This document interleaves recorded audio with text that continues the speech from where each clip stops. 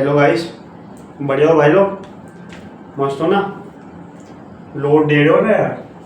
क्या लोड लेना नहीं, लोड देना था। हाँ, ज़्यादा भी मत दे देना यार। चलो वापिस आ जाओ। सिंपल सा क्वेश्चन है, थोड़ा यूनिक लग सकता है। पहले सुना नहीं होगा तो नहीं आएगा, देख लो अभी। एग्जाम में आएगा तो करके आओगे, ठीक है? चलो बचाते हैं, आ जाओ।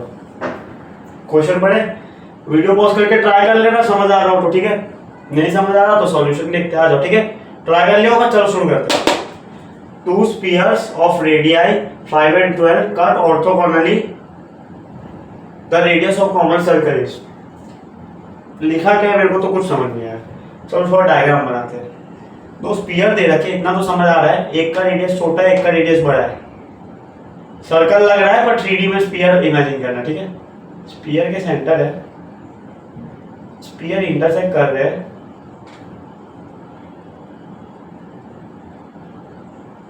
देख पा रहे हो? स्पीयर इंटरसेक्ट करेंगे तब यहाँ पे एक सर्कल बन रहा होगा, ये दोनों पॉइंट्स पे। कैसे? इसको मान लेते हैं ए, इसको C1, इसको C2, इसको B। C1 ए को ज्वाइन करो, C2 ए को ज्वाइन करो, C1 C2 को ज्वाइन करो। सिमेट्री से ये कह सकते हैं कि ये तो सर्कल है, ए और बी जिसके एंड पॉइंट है डायमेट्रिक, उसका सेंटर C1 और C2 को ज्वाइन करने वाली लाइन पे लाई करता है, जिसको हम C कह लेते हैं। तो उसका रेडियस क्या हो जाएगा? AC रेडियस हो जाएगा, रेडियस को R मान लो, ठीक है? हमें क्या पता है? AC1 पता है 5, AC2 पता है 12, C1 C2 देख लेंगे। C1 C2 नहीं पता, काम भी नहीं है। हमें क्या निकालना है? AC निकालना है। AC मतलब स्मॉल r। अब देखो ये कंडीशन हमें दे रखी है, दो स्पीयर ऑर्थोगोनली कट कर रहे हैं। अब चलो तुम बोलोगे मुझे नहीं पता क्या होता है, नहीं पता तो अब पता चल जाएगा। दो स्पीयर ऑर्थोगोनली कट कर रहे हैं, इसका मतलब ये होता है कि C1A और AC2 ये दोनों परपेंडिकुलर है आपस में।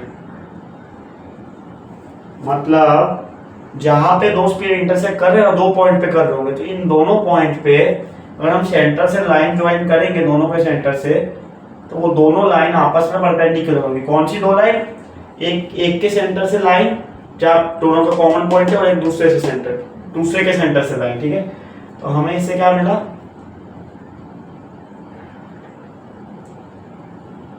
ये परपेंडिकुलर हमें मिल गया C1 C2। ये तरीका देख लो, फिर एक दूसरे डायग्राम से समझाऊंगा, फील नहीं आ रहा तो। ऑर्थोगोनल तो तुम्हें ये तो याद करना ही पड़ेगा। ऑर्थोगोनल में यही मतलब होता है कि एक के सेंटर को ज्वाइन करो, दूसरे के सेंटर को ज्वाइन करो। किससे ज्वाइन करो?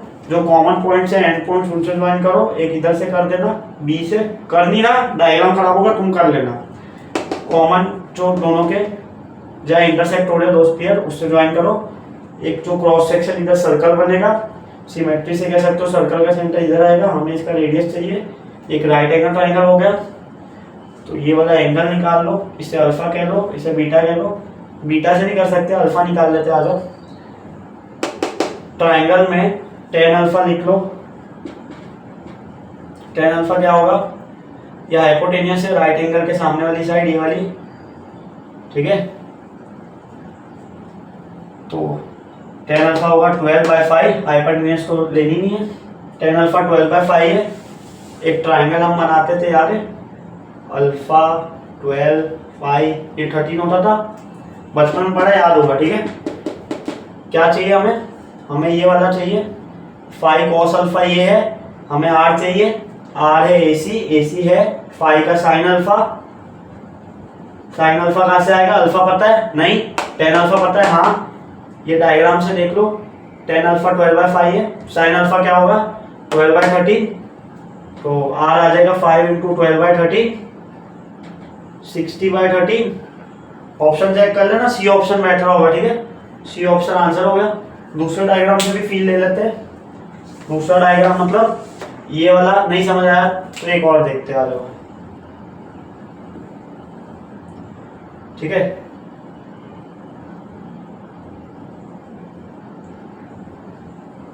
ये मैं क्या कर रहा हूँ, ये सर्कल होगा जो इंटरसेक्शन से बन रहा होगा, ठीक है, दो स्फीयर इंटरसेक्ट कर रहे होंगे।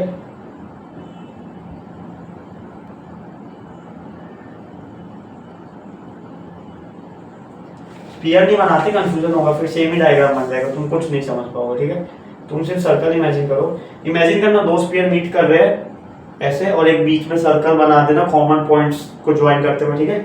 ये सर्कल हो जाएगा, सर्कल का सेंटर सी बोल लेते हैं। सर्कल का सेंटर कहाँ लाया करेगा, C1 और C2 को ज्वाइन करते हुए उस पर लाया करेगा, C1 C2 को ज्वाइन करते हुए लाइन पे, ठीक है। फिर क्या था,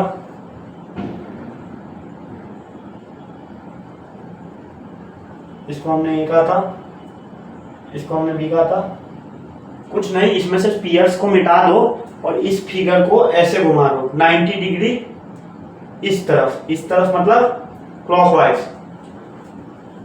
ऐसे घुमा दो इस फिगर को, ऐसे 90 डिग्री घुमा दो क्लॉकवाइज, ठीक है। तो ये फिगर आएगा, ये बी है। ऑर्थोगोनल का मतलब यही होता है कि C1A और C2A परपेंडिकुलर होंगे। C1A पता है रेडियस होता है, सेंटर और सरकमफरेंस या स्फीयर के ऊपर कोई पॉइंट को ज्वाइन करता हुआ लेंथ क्या होती है, R होता है। ये 5 है, ये 12 है, ये वाला लेंथ चाहिए C1R, ये हमने यहाँ से निकाला, इसको हमने अल्फा माना है, इसको हमने बीटा माना है, यही सेम तरीका, ठीक है। समझ आ गया होगा। ऑर्थोगोनल में बस ये चीज याद रखना कि दो स्फीयर ऑर्थोगोनल है, उसका मतलब दो स्फीयर जहाँ इंटरसेक्ट कर रहे होंगे पॉइंट्स पे, कॉर्नर पॉइंट्स लेने हैं अपने को, उसके सरफेस वाले मत लेना, सरफेस पे भी कर रहे होंगे क्योंकि स्फीयर तो 3D में इंटरसेक्ट कर रहे होंगे, ठीक है। तो जो उसके बॉर्डर या सर्कमफरेंस पे जो पॉइंट्स है, वो पॉइंट से तुम अगर सेंटर को दोनों के ज्वाइन करोगे तो ये जो दोनों लाइन है ये परपेंडिकुलर आएगी।